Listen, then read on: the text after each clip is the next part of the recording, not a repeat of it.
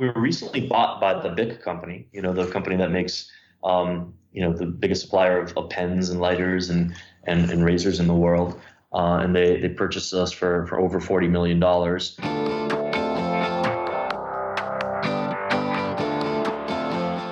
Hey, my name is Felix Tia, and I'm the host of Shopify Masters, a weekly podcast powered by Shopify, the easiest way to sell online, in person, and anywhere in between. Each week, we invite entrepreneurs like you to share what they've learned growing successful e-commerce businesses. In this episode, you'll learn what contributed to this entrepreneur's early success of their crowdfunding campaign, the manufacturing challenges when they had over 30,000 crowdfunding pre-sales, and how they collected over 3 million email addresses by building an app. Before we get into our show, I wanted to take a moment to talk about the Shopify App Store. Shopify apps help you easily customize and add features to your store to make it your own. The App Store hosts over 4,000 apps built specifically for Shopify businesses. Shopify developers all over the world built these apps to help you save time and unlock a range of new features, from showing your Instagram feed on your store to offering loyalty rewards and more. Check out shopify.com/app store for the latest Shopify apps. Today, I'm joined by Joe LeMay, the co-founder and CEO of Rocketbook. Rocketbook sells notebooks that can be saved forever and erased with water or in a microwave, and was started in 2014 and based out of Boston, Massachusetts. Welcome, Joe. Hey, thanks for having me, Felix. Yeah, so the idea behind the business came from, I heard, an embarrassing meeting at work. So tell us more about where the kind of genesis of the problem and the solution came from. Sure. So I was in technology and, an engineer for a while. And then on the sales and business development side, I was working for a company called Salesforce.com in Boston, the Boston area. I was one of their first people selling commercial software licenses to local businesses. So I'd be going in meetings in boardrooms, in conference rooms, meeting with people like CIOs and CEOs who are buying software from Salesforce. And of course, in those meetings, I'd be really well prepared and, have ideas I'd be talking about, taking notes. We'd be even using the whiteboard and taking notes in notebooks. I remember one meeting I went to, it was a really important meeting, and I went and I prepared a lot. I went to grab my notebook out of my bag, put it on the table. I had all these ideas to talk through in a structured way through the meeting. And of course, I had the wrong notebook with me. And I was just, the meeting just became totally disarray. And it was a setback for me. And that moment really stuck with me. And I realized that I'd been struggling with the reality that I like to take notes with just a pen, right? Nothing electronic. Like, that's how I get ideas out of my head, or in front of a whiteboard, right? With just a marker, no batteries, nothing to boot up. That was important to me. But I started to look at everything that I could find. Digital pens I tried, but they had all of these issues where it just didn't seem natural. Or even just a scanning app to scan in my notebook pages. And that almost did the trick, but then I'd have to play the share button shuffle and keep it organized, and that didn't really work for me. And then I just kind of got fed up with it and decided, I think I could build something, at least a proof of concept or something myself. And the idea was to use just a regular notebook, but the notebook would have these markings on it. So as I take notes, I just sort of mark things on it. And then when I would use the scanner app, it would be a proprietary scanning app, and it would see those markings on the page and instantly organize it for me in one of a few go-to spots. That was the genesis of the first idea of Rocketbook. And I just started to think, like, how could it be cooler? How could it be cooler? And I was like, well, now that I'm scanning in my notes, like, I really don't need this hard copy anymore. So what if we could make a reusable book that then works with an app that makes it easier to scan and organize your notes and keep them tidy on your device and syncs up with all of the cloud services that you already use. And that was the real genesis of Rocketbook. And I found these pens that Pilot made where they erase really well because the eraser creates a little heat and the ink turns clear instead of just mushing around. So it's a pen that really erases well. And it turns clear at a certain temperature. And I got it in my head, like, could I make a book that we could heat up? And when it heats up, it would all erase, like put it in the microwave. And that was the Rocketbook wave. I recruited my good old buddy Jake to become my co-founder. We thought it was kind of a crazy idea. Who would ever use a book you put in the microwave to erase? But it also had this great usefulness to it with the app. We put it up on Indiegogo, and the rest is history. We really just started with a video and an idea, and the idea that we thought we could build a product. It became a lot harder. The more success we had, the more challenges we ran into. Yeah, definitely we'll dive into that as we get into this episode. So this timeline that you're talking about, how long was it? Because let's say that, you decided, okay, this wasn't working with the way that you were using notebooks in the past. You wanted to create something better. You mentioned a proof of concept. At what point did it become kind of more of a reality where you're thinking, wait, maybe I have a product that other people might want to buy? Like, how long did that take to get to? Well, it was really very fast. I mean, I had been mulling over the idea and another whiteboard related idea for, just as a side project and building a little bit of proof of concept software and things like that. But it really went very fast. As soon as I had the idea for this notebook and an app that we could build with it, and really had the idea, and it took me a while to stumble around to come up with the idea. But once I had the idea and recruited Jake to be my co-founder, it was fast. I mean, we went out and had beers at the Sligo pub, which is this dive bar in Somerville, Mass. And he jumped on the idea. And the next day we got to work, sort of building stuff, sort of testing things out. But really what we needed to get started was a great, compelling video. And we went from, it was probably December of 2014 to March of 2015. So 3 or 4 months from concept to really having a 6-figure business. Now, we didn't have a product, but that's the magic of crowdfunding. Yeah, definitely want to get into your amazing success on the crowdfunding platforms in a bit. Prior to that, were you able to do any kind of market or testing the market to see if there's a demand for the product, or was it all on crowdfunding? That essentially was our test. I threw some landing pages up and threw some traffic at it and things like that, and got a reasonable response to it. I forget, maybe like a 15% type of like conversion rate on email addresses on a really like lousy video that I did. And that was good. It was validating, but it wasn't like an obvious yes or an obvious no. I talked to even some investors who were a very fast pass, right? So I realized that this was just a crazy idea, and that I'd have to go to crowdfunding. But really, that was our test. We created a concept video and put it up on crowdfunding. And, luckily I had a few email addresses, but really what happened is it really just kind of took off virally. The idea of a paper notebook that you could write in, and then after you save your notes, you just put it in the microwave to erase it all. It was just such a powerful gimmick, if you will, for people to write about, for people to get excited about. And then turning that gimmick of a product into something actually useful was the big challenge that we had at first. We had an app that wasn't really rated well in the App Store, a product that worked some of the time, or maybe sometimes would burn in your microwave. But we kept grinding, and now today we've got one of the highest rated products in terms of like the notebook category on Amazon, and our apps in the App Store are well into the deep 4.5 stars or so, and it's a high quality product, and we have true fans around the product.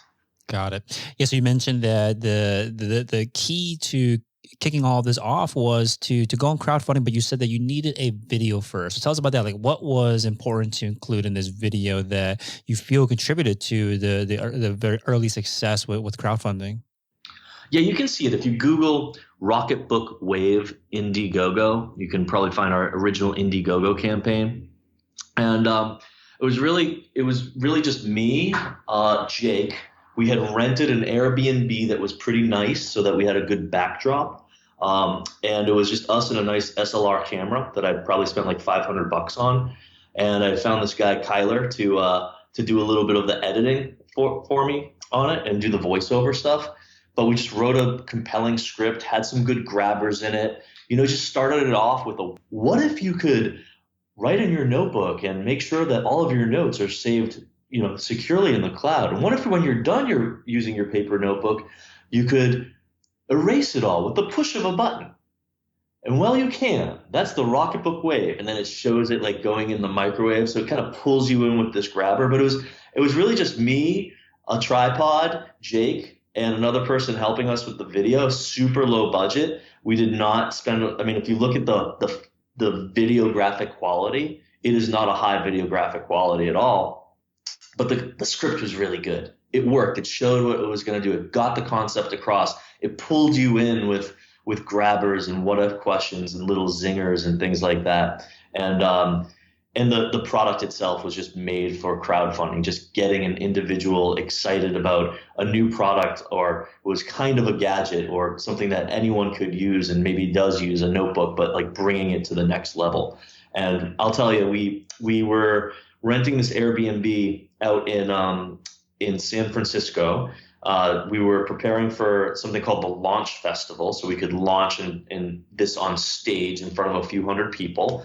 And we got when we're on stage, I raised my hand. I said, "Who here wants a Rocketbook?" After giving a demo, and people kind of raised their hand. I said, "Well, that's great. You can back us now on Indiegogo." And so people could go back us. We got a few hundred backers, people pre-ordering the book. And in a promise that we'll deliver it later. And the next day we made like $5,000, and the next day like $10,000, which was cool. But then we woke up. We were still renting out that Airbnb, and we were going to leave the next day. But we woke up on Saturday, and Indiegogo gives you a little notification when you get a new backer. You get a little ding on your phone. It's pretty cool. But then we woke up that Saturday morning, and it was like ding, ding, ding, ding, ding, ding, ding, ding, ding, ding, ding, ding, ding, ding, ding. It was like popcorn. It was popping, or our iPhones were broken, or something like that. It was crazy. And what had happened was Indiegogo had put the project in their newsletter, and we made over $99,000 in one day in pre-sales, which was so cool. And we just looked at each other, and we were like, I guess we have to really make this product work and work well. And then we were on another year-long saga of making the product, work well and getting it out to backers. We thought we had given ourselves plenty of time to deliver. We had projected a November 2015 delivery date to everyone who backed. We said we think we'll get it out to you in November. It really wasn't until the next year, like deep into February, that we got everything out to people. So it was some of the hardest months of my career, just hearing from backers, wondering where the product is, if I was serious, or was I scamming them and I took their money. Sometimes death threats, right? But we finally got a decent product. It wasn't perfect, but we got it out to people. They enjoyed it. And it was really the next product that we launched the next year, that is now called the Rocketbook Core, and is all of our sales today. It doesn't go in the microwave, but it is, an extremely popular product on Amazon. Roughly in December, I got some metrics. Roughly 18% of all paper notebook sales on Amazon were Rocketbooks. If you can imagine that, like we are owning and dominating the paper notebook category in a really important channel, that's Amazon. Amazing. Now we're getting it out to other channels like the Walmarts and the Targets, and more and more strength in those channels. Yeah, one thing I mentioned to me before the interview was that lots of your success came even before you had your own website, and all through crowdfunding. And so at the point that you were putting out these crowdfunding campaigns, I think so you have the Indiegogo campaign, you have Kickstarter as well. How do you determine, which platform to go on, or is it a combination of both? Like, what is the strategy there? Oh, good question. Well, we deliberated between, when doing a crowdfunding campaign, we deliberated between Kickstarter and Indiegogo, because those were the two popular choices. Kickstarter is kind of like the Coca-Cola, Indiegogo being the Pepsi, in terms of size and things like that, and brand recognition. We decided to go with Indiegogo. They paid some more attention to us, and they had some tools such as referral programs with links you could track to give people incentive to track and things like that, which I thought were interesting. They were more creator friendly in helping you market your stuff with tools, with help, and guarantees that maybe they put you in their newsletter to promote it. Kickstarter, from my experience, is pretty hands off. They don't really do much to help you market or anything like that. You're just on the platform and you either do well or you don't. And the people there engage a little bit with you, but nothing like with Indiegogo. But and now that I've done both platforms, just Kickstarter is so much bigger. And so we do start today most of our crowdfunding campaigns. We still do crowdfunding. We're working on a new crowdfunding campaign as we speak. We'll probably launch that on Kickstarter just because it's larger. But I don't at all regret starting on Indiegogo. They were amazing to us. I don't know if we would have had the same success. We were kind of like they just treated us well and helped us a lot when we were just a small startup, and it worked out really well. Yeah. And do you find that you kind of alluded to this earlier on when you're talking about your success on Kickstarter or on crowdfunding on Indiegogo, was that it was due to almost the gimmicky nature of the product itself? Were there other things that you feel like you've done, or maybe the lessons you learned along the way with each new campaign that you have found that, hey, these are kind of things that you need to have or that you should have to increase the chances of success on the campaign, regardless of the kind of, virality of the product itself? Yeah, and I'd say that this might apply to even just building a brand from scratch in general. Look at if we were playing in the notebook, like the paper notebook space, right? And there were companies like, let's say, Moleskine, who, they kind of had this European high design sort of brand attitude, took themselves quite seriously. It was like the type of notebook that Hemingway wrote in, right? Was sort of their pitch. And it harkened to the past. And so we're looking at that. We're like, all right, let's be the opposite of what's out in the market, right? Like, they're not innovative. They're like Hemingway. What does Elon Musk want to write in, right? And so we were also not precious about our brand. So a little bit out of necessity, but also because it worked. Like, we put on like orange spacesuits. We cracked jokes. We were irreverent. We just and we rubbed it in at one point we had a video where we went down the aisle of Staples and threw notebooks around and made fun of them and said, "What's this? The notebook that Hemingway wrote in? That's cool, I guess." Right. And we got kicked out of Staples. We were able to get a bunch of shots in, like 12 shots before the manager kicked us out. And today, the Staples corporate people told us to take it down because they're a major customer of ours. Right. So, but we got a lot of mileage out of that, like two guys in astronaut outfits walking down the aisles of Staples and throwing the notebooks around. Right. But we came at it with an irreverent, in your face, not taking ourselves seriously brand. And we still stick with that, even though we have more resources today. We do things on a low budget way. We still wear the same astronaut outfits. We've got the same sense of humor, and we've got fans, and we could do like a high production thing, but we focus on having a great script and a great message and having energy and making a great product. And our fans love us for the authenticity of it all, right? And the excitement we bring to the whole category, in addition to having a pretty good product that people love using as well. Yeah, it makes sense. I think there's something you said about how important it is to be different, right? That you just don't always want to be better than what's already the message out there. You want to be different. I think that really helps you stand out in the crowd. In a typically, kind of a boring, you consider a boring category, right? Notebooks. How do you make it exciting? I think there's something to be said about how you can stand out by adding some energy and excitement into the products that you put out there. Hey. Real quick, if you're enjoying the show, please leave us a review on iTunes to let us know what you think or what you'd like to hear more of. Now, let's get back to the interview. So you had mentioned that once the campaign ended, there was a long kind of challenging period in your career and your journey so far around how do you actually deliver on this. So tell us about that. What was the manufacturing process like after the initial the crowdfunding campaign that went viral and had a lot of success? Sure, I'll talk about some of the challenges there. So we had sold like over 30,000 units of these, pre-sold them. People took out their credit card, paid us on Indiegogo with the understanding that we hadn't made the product yet and that there would be some risk. And we estimated that we would get it to them on a certain date. And they paid like $27 a piece for it. And it mounted to over $1 million of pre-sales. So the pressure was on for us to build it. Now, we had done some testing before we launched the campaign, and we thought we had tested some things enough. We got a notebook to do pretty well in one microwave, and we tested it. Turns out people have different microwaves, and every microwave is different.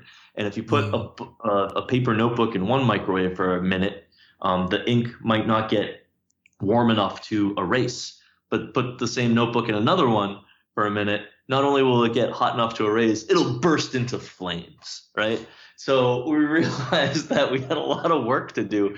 And with some of those funds, we spent on like product development firms to help us try different concepts to make it safe and consistent and all of that. They tried really hard and they just weren't able to really be helpful. They came up with a lot of concepts. Some were way too expensive. So we would have to go bankrupt before delivering it. It was like many, many thousands of hours, like in the garage with a bunch of microwaves trying to figure out different systems. We ultimately came up with a design that worked. And the way it worked was there's a little logo on the front of the book. And you have to look through the microwave. And when it turns from blue to clear, then it's gotten warm enough, and you turn the microwave off and you take it out.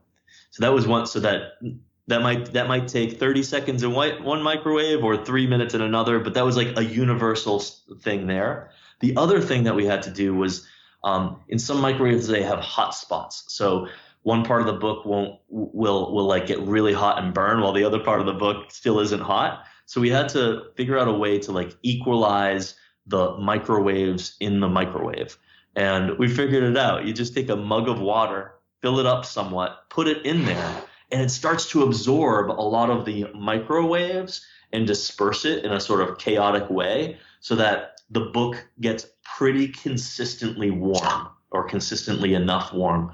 And with those two little things that we figured out, we had unlocked the universal way to safely erase your notebook in the microwave with heat. How long did that take? I feel like if a lot of people run into these kind of issues, the immediate reaction is like, okay, this whole thing's not going to work. Let me do something else. But how long did you persist at trying to figure out this problem? Oh, a good 6 months of R&D work and we tried all of these different synthetic papers. We tried different types of covers. We also had to test everything to make sure that if it did get warm or catch on fire in your microwave, that it didn't release anything that you wouldn't want, like your children eating, right? Because they're putting their mac and cheese in there. So we hired a firm to make sure every coating we used, everything we used was like when it hit, no matter what temperature, it was like safe. And a lot of things they release, noxious fumes. They've got, synthetic things, organic things. They're not good. So it took us a while to figure out that safety component. And there were a lot of dark days where I thought that we had $1 million of pre-sales and we were going to run out of money and not be able to deliver to people. And we'd be like one of those other, crowdfunding campaigns, of which there are many, who raised millions of dollars and didn't deliver, like the Coolest Cooler. Or some of those legendary ones. And I thought, I was as stressed as a person as I have ever been in my life. But once we got that to work, that was a tremendous breakthrough. But now we had to find someone to help us manufacture it. And we, work with printers and binders to do that. And we did kind of run out of money. We had, if we were to get it all done and ship it out to people, we would have been over $300,000 in the hole. And so we were on paper, we were bankrupt to the tune of more than $300,000. A couple things came together. One is that one of our printers, after we had shipped a lot of books to people, our printer had made a big mistake, we realized, and there was a problem with the logo on the book. So we were able to negotiate some of the payments down because of the quality problem with them. And another thing that we figured out that you're not supposed to do is we took the same product and we put it up on Kickstarter with a few more promises that we build some more software integrations with Slack, for example. And we raised another well over $500,000. That got us out of the hole. Now you're not supposed to do that. Kickstarter hates that. They almost took our project down, and they told us, we almost took your project down, but since we had a few more promises for the project, like those software integrations, we got around it. But then we were in the doghouse with Kickstarter for many years after that. As we had additional campaigns, they wouldn't make us projects that we love. They wouldn't do anything to promote us. They would ignore us. We were kind of in the doghouse with them until recently, 5 years later. So, but that got us out of a bankruptcy situation. Just a little bit of creativity and luck and things like that. Yeah, I love that. I love that there's a success like yours is not just like a rosy kind of smooth path. It's a lot of problem solving and getting creative, like you had mentioned. And nowadays, or maybe even after the success of some of these campaigns, what happens during this period after the campaigns? Are there other kind of marketing channels that you focus on at that point, or is it just kind of like waiting for the next campaign? Yeah, great question. We got our product onto the Amazon Launchpad. And I think that was the next really important thing for us. So having some exposure. So the Amazon Launchpad, I think it still exists today. What they were doing was basically creating a space for people who are just coming out off of crowdfunding to come and put their products on Amazon and promote them a little bit to Amazon users. And that helped us a lot. We also immediately got up on Shopify. And one of the cool things about Rocketbook is whether you buy a Rocketbook from Amazon, from Target, from a shelf on Target, or from our website, so long as you opt in, of course, if you use our app, we have your email address. You use our app, so you have some brand connection there. So when we launch a new product, we have a really good and big audience. We have almost 3 million email addresses now that we can email when we have product launches.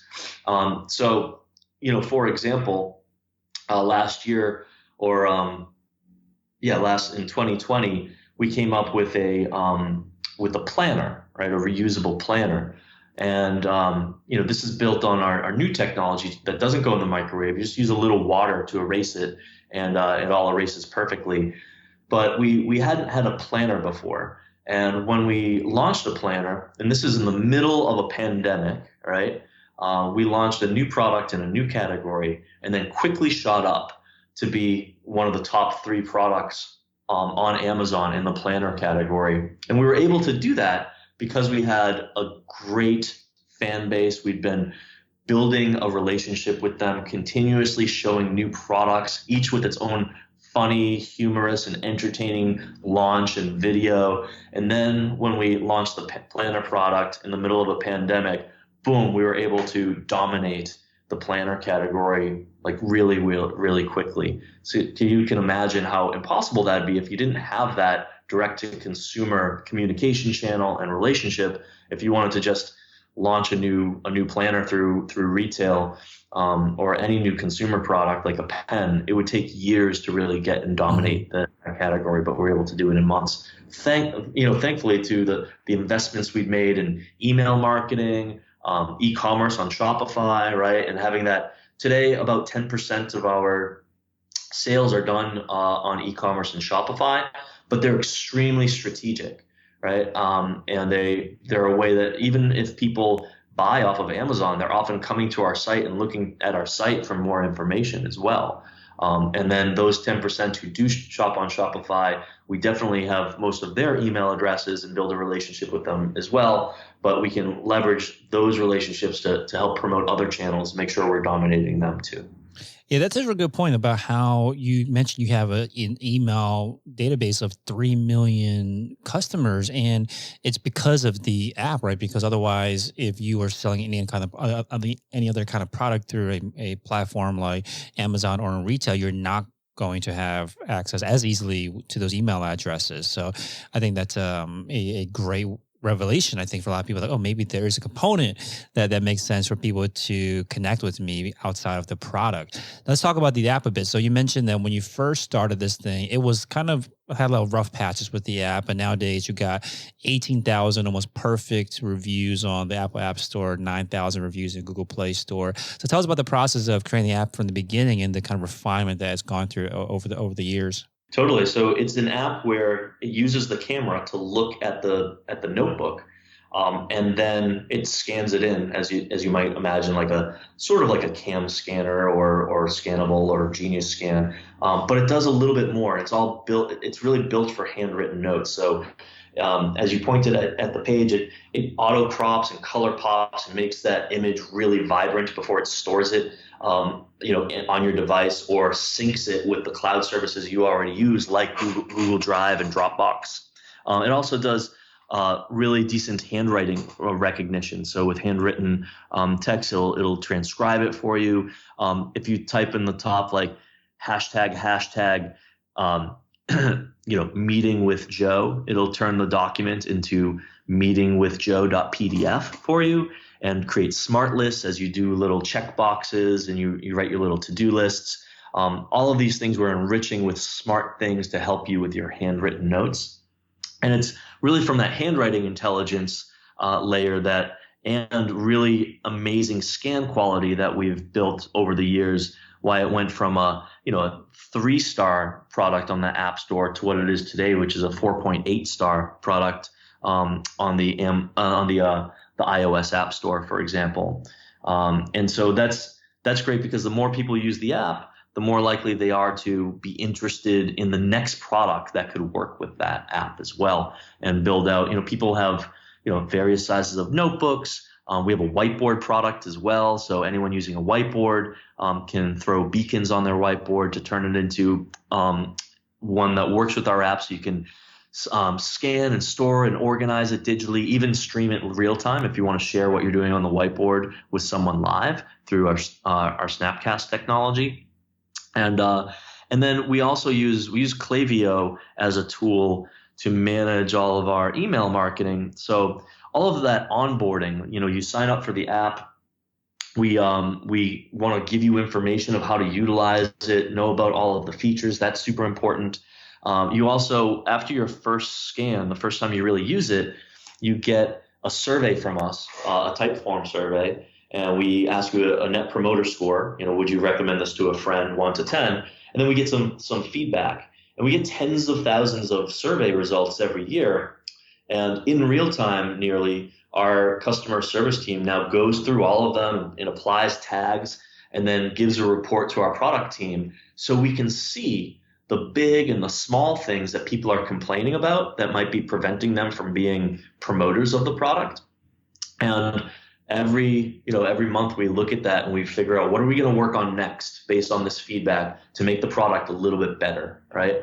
And that's, we were able to do that and turn products from 3.9 star products into 4.3 star products on Amazon, for example, over the course of hard work and time and just listening to our customers and improve it. And it's just been a super powerful way for us to use a feedback loop in our product development cycle as well. Now, when you are building out these new product lines, expand the product lines, you mentioned how important all this works together. And it sounds like a lot of it kind of leads up to the email campaigns and the crowdfunding at the very end of it. But what happens before that? How do you prepare to roll out a new product that you're about to launch? Oh, yeah, great question. Well, we're about to launch our next product, which is going to be our most ambitious product ever.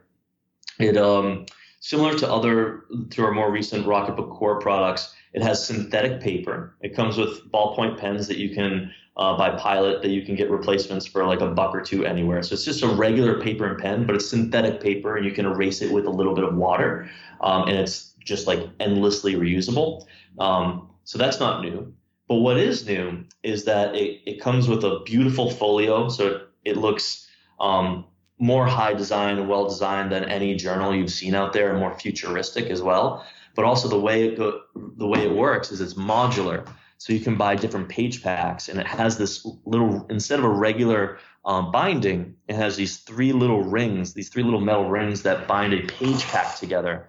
And you can have one page pack that's lined, another one that's graphed paper, another one that is a planner with some combination. And you can pop your page pack in and out of the folio, in and out of your notebook, and change up what page pack you're going to use for the day, let's say, when you go to class or in meetings. And it all comes together with the most powerful force in the universe, magnetism. So they click in and out, and these page packs come in and out of this beautiful folio in just this magical way that feels like high design. So we've been working on this concept for well over a year now. A ton of industrial design has gone into it. But really, before you launch a crowdfunding campaign, what the bare minimum of what you need is you need a product that looks like a product that you would deliver. It doesn't need to look like the end product that you deliver. The products, for example, in our early campaigns that we had in our video, they didn't look anything like the products that we actually delivered. So it just needs to look representative of the product that you deliver. Now these days, we're a more mature company. What we deliver will actually look very much like what's in the video. But the other thing you really need to know is that you can build the product. So you have to have all of the vendors, the manufacturers, and the fulfillment. That's hard too. So find someone who really does fulfillment, meaning pick and pack and shipping and tracking numbers and all of that type of stuff if you're going to be shipping, tens of thousands of units. And so you need your vendors lined up. You need to really have confidence that you know your BOM costs. You need to know that your product costs, if this product costs, $10, am I pricing it right? It's got to be about 4-to-1 minimum for you to make money and potential retail partners down the line to make money. And can you price it? Can you make it for $10 and sell it for $40 or some multiple like that? If so, you might have a sustainable business on your hand. And delivery time frame. You really need to know, hey, I'm going to tell everybody that I'm going to deliver this in October. Do I have confidence that I have a plan? Everyone's ready. All the manufacturers are all lined up, and you can actually do that according to plan. We hit that pretty well, but even still these days, our last crowdfunding campaign was a few months late.